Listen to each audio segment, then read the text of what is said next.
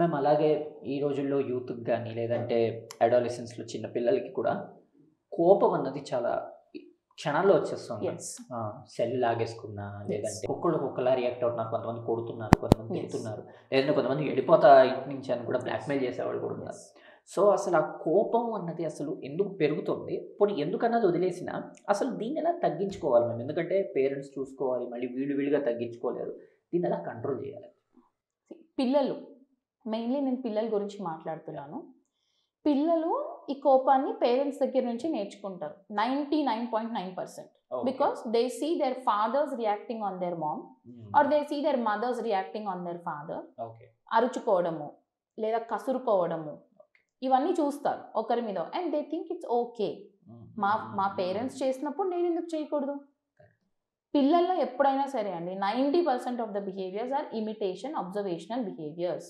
Parents నుంచే వస్తాయి. వస్తాయి. అండ్ కొన్ని కేసెస్‌లో could be like it could be a different thing. Hmm. Hmm. So whatever it is first ఇప్పుడు నేను మొబైల్ చూస్తూ ఉండి నా పిల్లల్ని నువ్వు చదువుకో అంటే వాళ్ళు చదవరు. చదవరు. కరెక్ట్. నేను కూడా ఒక బుక్ పట్టుకొని కూర్చొని వాట్ ఎవర్ ఇట్ ఈస్ నాకు నచ్చిన బుక్ పట్టుకొని వాళ్ళని చదవమంటే వాళ్ళు చదువుతారు. సో ఇమిటేషన్ ఎప్పుడైతే పేరెంట్స్ అనేది కరెక్ట్‌గా ఉంటారో, అరుచుకోకుండా ఏదైనా చెప్పాలనుకున్నా, డిఫరెన్స్ ఆఫ్ ఒపీనియన్స్ వచ్చినప్పుడు కామ్‌గా కూర్చొని కన్వే చేయాలి. ఈవెన్ పిల్లల మీద కూడా అరుస్తారు కొంతమంది. అవునవునవును. పిల్లల మీద అరవడం కూడా కరెక్ట్ కాదండి. If you are not happy with what they are doing, yes be patient. Then explain చేయండి వాళ్ళకి. వాళ్ళు ఎక్కడ తప్పు వేర్ దే వెంట్ రాంగ్, మీకేం నచ్చలేదు and why they got angry అనేది మీరు ఎక్స్‌ప్లెయిన్ చేయండి.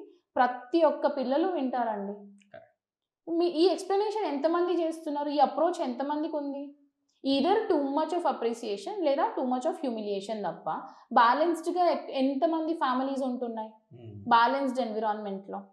ఎందుకంటే ఒక కోపం వచ్చినప్పుడు మీరు పిల్లలకి కోపం వచ్చినప్పుడు ఈదర్ కొంతమంది ఎక్స్‌ట్రీమ్‌గా వాళ్ళని కొట్టడం, తిట్టడం అవును. చేస్తారు. అవును. అవును. లేదంటే భయపడిపోతారు. సరెండర్ అయిపోతారు. అవును. ఈ 2 కూడా తప్పే. Correct.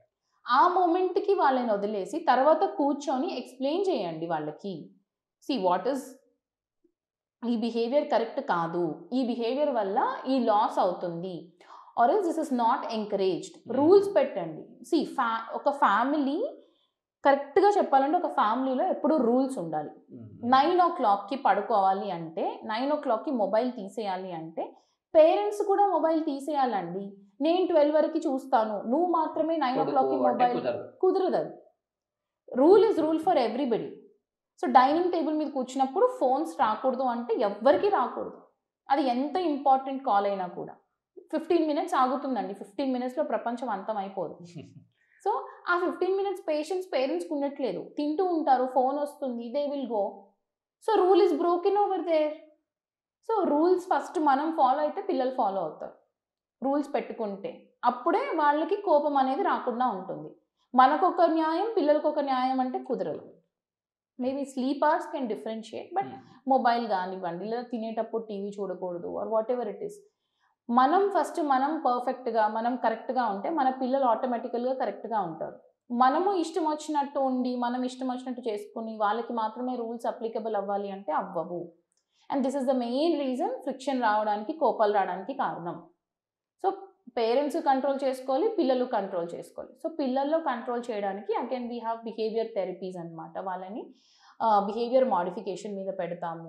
Will give them some particular time table, rewards ఇస్తాం. పాజిటివ్‌ని రీఇన్ఫోర్స్‌మెంట్, నెగెటివ్ రీఇన్ఫోర్స్‌మెంట్ ఇవన్నీ క్రియేట్ చేస్తాం. So that to set right their behaviour. కానీ వీళ్ళకి ఎంత చేస్తున్నామో పేరెంట్స్‌కి కూడా అంతే చేయాలి. కరెక్ట్. పేరెంట్స్ అలాగే ఉండి పిల్లలు మాత్రమే మారాలి అంటే it will not happen. So both has to look into their look behaviour into. Patterns and meditation, yoga, మంచి మాటలు, మోటివేషనల్ స్పీచెస్ వినండి. And then try to talk about more nice things, hmm. Like hmm. Probably pleasant things. And time management. Anger ఎప్పుడైనా కూడా time management తోటి control చేస్తాం అన్నమాట. Okay. అంటే so ఏదా ఏ మేడం? టైంలో ఓకే. ఇప్పుడు ఫర్ ఇన్స్టెన్స్ నేను ఒకటి చెప్పాలి. ఆ! సో ఫస్ట్ చూడు ఏ టైంలో బాగుంటాం. యూజువలీ మనము మార్నింగ్ లేచిన తర్వాత ప్రశాంతంగా ఉంటాం. ఆర్ ఎల్స్ ఆఫీస్ నుంచి వచ్చిన కాసేపటి తర్వాత రిలాక్స్డ్‌గా ఉంటాం. సో ఫ్రీ టైమ్స్‌లో డిస్కస్ చేసుకోవాలి. అంతేగాని ఎగ్జాక్ట్‌గా నేను ఆఫీస్‌కి వెళ్ళే ముందు 2 మినిట్స్ ముందు వచ్చి ఏదైనా చెప్తే ఆబ్వియస్లీ నాకు చిరాకు వస్తుంది. నేను ట్రిగ్గర్ అవుతాను. కరెక్ట్. కరెక్ట్. సో టైమ్ మేనేజ్మెంట్‌తో పాటు కూడా ఉంటుంది. అండ్ ఎప్పుడు ఎక్కడ ఏం మాట్లాడాలి. That is only time management. అది తెలుసుకుని అది నేర్పిస్తే పిల్లలకి ఈ కోపాలు అనేవి రాకుండా ఉంటాయి. అండ్ ఎప్పుడు కూడా పేరెంట్స్ అనేవాళ్ళు కరెక్షన్లో ఒక వ్యాలిడ్ ఎక్స్ప్లెనేషన్, ఒక లాజికల్ ఎక్స్ప్లెనేషన్ చైల్డ్కి ఇవ్వాలి. ఏది పడితే అది చెప్తే వినరు. These are all kids are Gen Z kids, generation Z kids. వీళ్ళ లాజికల్గా కరెక్ట్గా ఇవ్వాలి. కరెక్ట్ లాజికల్ ఎక్స్ప్లెనేషన్ లేకుండా నోటికి ఏది పడితే అది ఇస్తే వాళ్ళు వినరు. సో పేరెంట్స్ మీరు చాలా చాలా లాజికల్గా కన్విన్సింగ్గా చెప్పాలి. అదే ఒక యాడ్ వస్తుంది కదా, some Surf Excel ad. So daughter is smart, mother is more smarter than the daughter. So అలాగా parents try to be more smarter than your kids and give them logical explanations and positive rewards, negative reinforcements అవన్నీ ఉంటే ఈ behaviour అనేది control అవుతుందండి.